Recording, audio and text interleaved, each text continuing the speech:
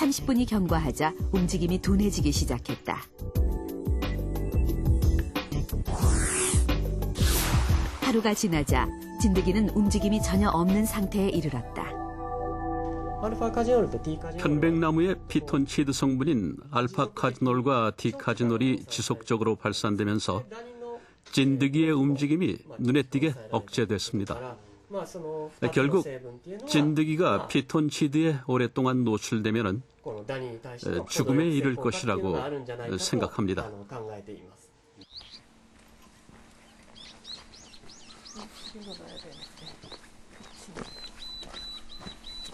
그렇다면 나무가 내뿜는 피톤치드에는 어떤 성분들이 포함되어 있을까?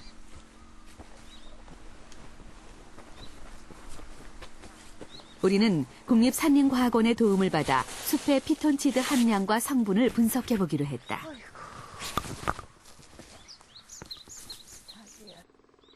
먼저 숲의 공기를 2시간 동안 포집했다. 포집된 공기를 분석한 결과 10여 종에 이르는 천연 휘발성 유기 화합물이 검출됐다. 예.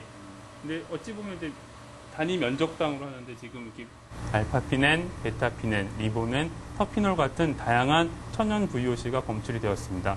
이런 천연 VOC는 수종이 가지고 있는 독특한 향을 포함하고 있어서 어떤 수목에 아는 곤충에 해충에 대한 방향 효과로서 항균 효과로서의 작용을 할 수도 있습니다. 알파피넨 같은 피톤치드 성분은 강력한 항균 물질로 알려져 있다.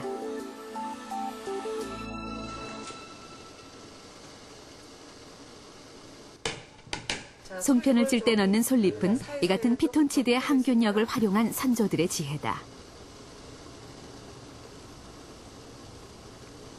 솔잎에는 항균 작용과 방부 효과가 있어서 옛날 어른들께서는 떡을 찔 때 꼭 솔잎을 사용하셨습니다. 실제로 이제 떡을 찔 때 솔잎을 깔고 찌게 되면 솔잎의 향이 은은하게 떡에 배어들어서 향기도 좋고 맛도 있지만 실제로 산의 그 푸른 전기가 우리 떡에 배어들어서 그걸 먹음으로써 소나무처럼 사철 건강하다고 믿으셨던 것 같아요. 무더위가 가시지 않은 한가위에 먹던 송편. 솔잎은 떡의 부패를 막아주는 방부제였던 것이다. 솔잎의 항균력은 어느 정도일까? 송편에 소나무 정유와 편백 정유를 첨가한 후 부패 정도를 관찰했다. 이틀이 지나자 아무 처리를 하지 않은 송편에서 먼저 곰팡이가 피기 시작했다. 다음 날 편백 정유를 넣은 송편에서도 곰팡이가 생겼지만 닷새가 지나도록 소나무 정유를 넣은 송편에는 큰 변화가 없었다.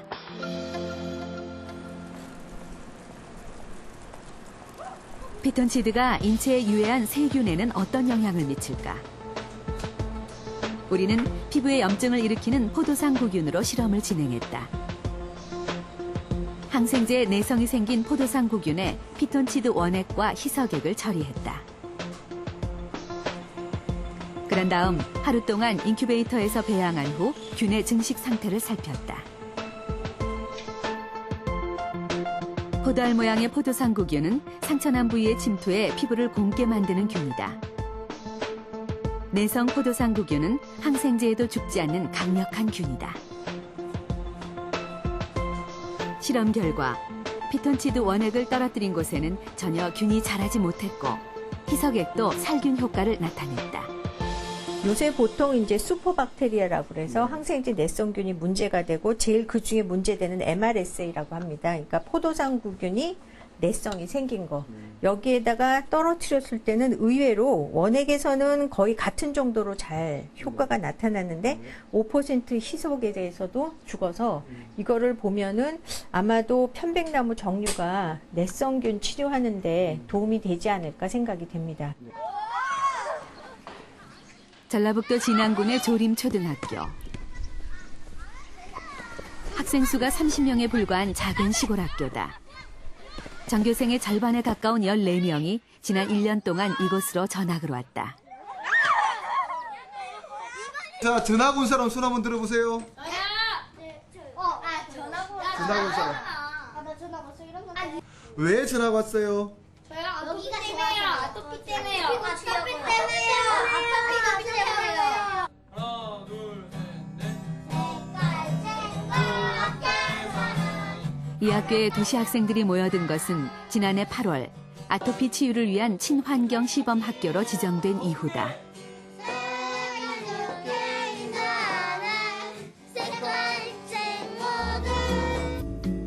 교실은 피톤치드 효과를 최대한 활용하고 있다.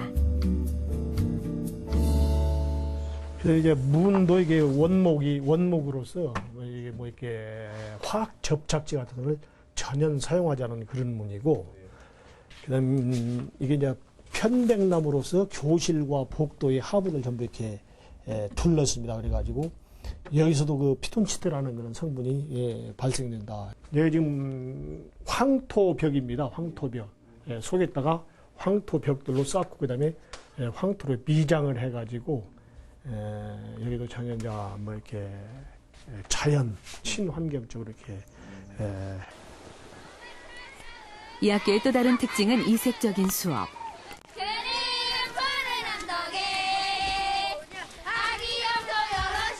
오늘은 2주에 한 번 있는 숲속 체험날이다.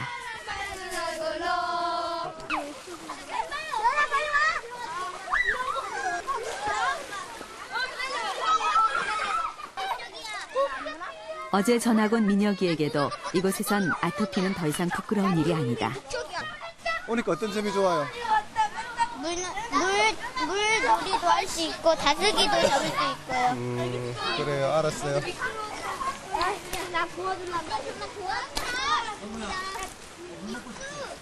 이렇게 아이들은 숲에서 마음까지 위안받고 있다. 선생님 이거 다시 붙여주세요. 학교는 학생들의 아토피 상태를 매일 확인하고 그 호전 정도를 사진으로 기록한다. 불과 2달 만에 아이들의 피부는 눈에 띄게 달라졌다.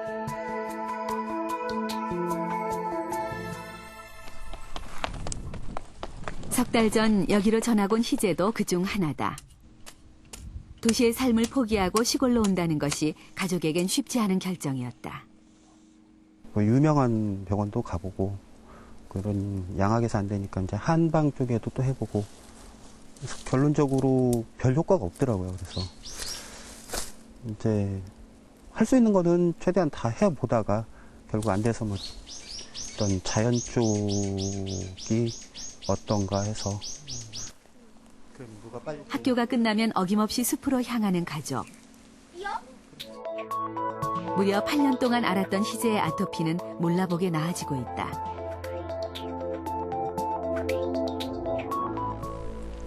아홉 살 희재의 피부는 이제야 본 모습을 찾기 시작했다. 이제 오자마자 바로 저희는 바로 다음날 좋아진 게 아니잖아요. 근데 왔는데 너무 심해서 밤을 거의 지새우고 학교를 못 가고 이 지경이 돼가지고 이제 입원을 시켜야 되나 그런 상태에서 그냥 자연의 힘을 믿어본 거죠.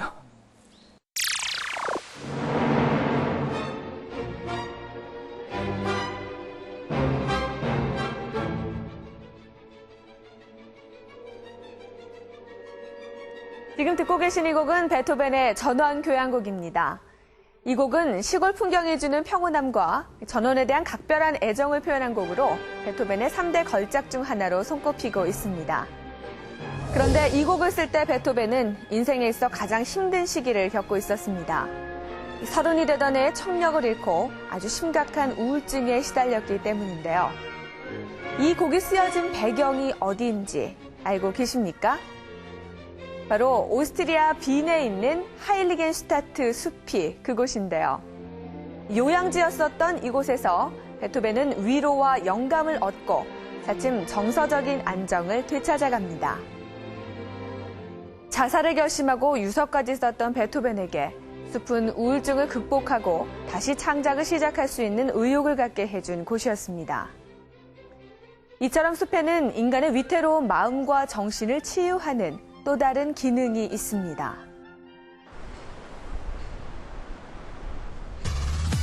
한국 금융의 중심 여의도. 급변하는 세계 금융시장의 여파가 즉각적으로 전달되는 증권사는 매 순간이 긴장의 연속이다. 치열한 생존 경쟁은 입사 10년 차 정경훈 과장도 예외가 아니다.